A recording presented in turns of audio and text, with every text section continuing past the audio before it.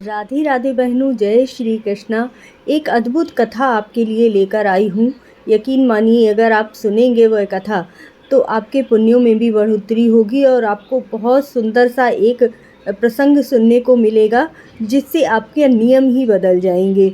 तो आप इस कथा को ज़रूर ही सुनिए और चैनल को सब्सक्राइब कर लीजिए, क्योंकि ऐसी धार्मिक कथाएं मेरे चैनल पर आती रहती हैं जिनसे आपको बहुत सारा मोटिवेशन मिलता है। तो चलिए, महादेव की ये सुंदर सी कथा है जिसे आप जरूर सुनिए। एक परम सुंदरी स्त्री थी, सभी लक्षणों से समन्वित, चंद्रमा के समान मुख वाली सौमिनी नामक ब्राह्मण कन्या।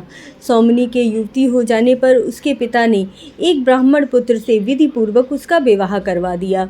ब्राह्मण श्रेष्ठ यौवनशालिनी वह उत्तम व्रत वाली सौमिनी पति को प्राप्त करके बहुत ही सुखपूर्वक रहने लगी। सौमिनी का नवयुवक ब्राह्मण पति रोगग्रस्त रहता था, इसीलिए वह बहुत जल्दी ही मृत्यु को प्राप्त हो गया।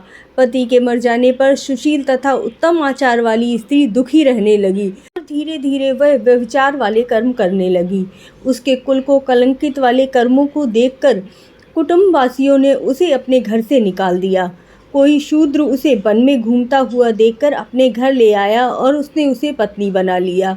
उस शूद्र के घर में प्रतिदिन ही मांसाहार बनता, मदिरा पी जाती, इसीलिए वह भी यह सभी कार्य करने लगी। इसी समय उसने एक कन्या को जन्म दिया। किसी समय पति के कहीं चले जाने पर उस व्यभिचारिणी सौमिनी ने मद्यपान किया और वह मांस के लिए इधर उधर भटकने लगी। इसके बाद रात्रि के समय घोर अंधकार में तलवार लेकर वह अपने घर से बाहर निकली तो उसने कुछ गायों को और मेषों को बंधा हुआ देखा। उस समय मांस से प्रेम रखने वाली उस स्त्री ने एक बछड़े को ही मेष समझकर मार डाला। मरे हुए उस पशु को घर लाकर बाद में उसे बछड़ा जानकर वह स्त्री भयभीत हुई और किसी पुण्य कर्म के कारण उसके मुंह से 2 बार शिव शिव ऐसा उच्चारण निकल गया।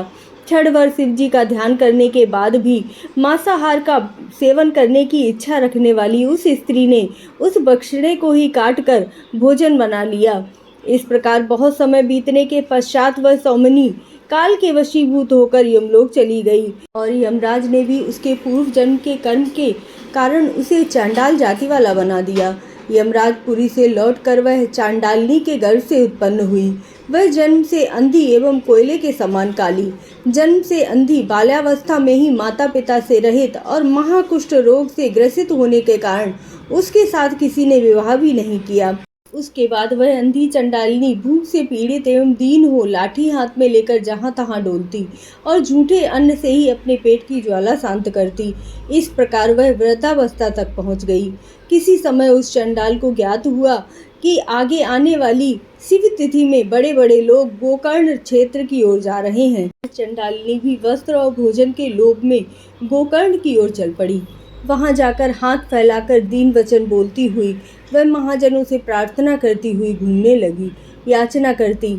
उस चंडालिनी की फैली हुई अंजलि में एक पुण्यात्मा यात्री ने बेल की मंजरी डाल दी।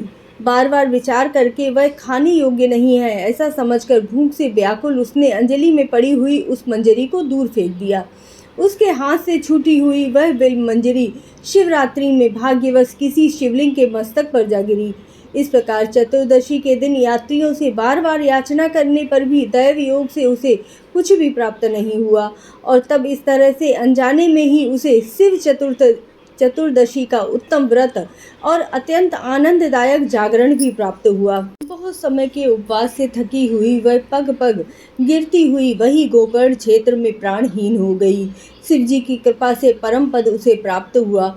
शिवगण उसे विमान पर बैठाकर लेने के लिए आए।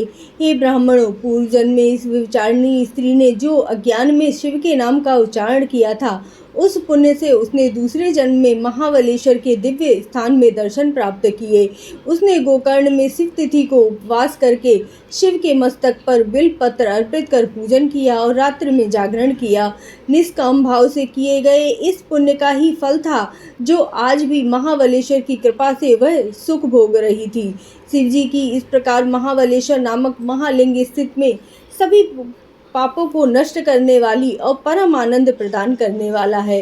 इसीलिए कहा जाता है कि महाबलेश्वर नामक उत्तम शिवलिंग के इस परम महात्म्य के वर्णन मात्र से ही किसी भी व्यक्ति के सारे संकट दूर हो जाते हैं, सभी कष्ट दूर हो जाते हैं और शिव कृपा प्राप्त होती है। जय श्री कृष्णा, जय भोलेनाथ।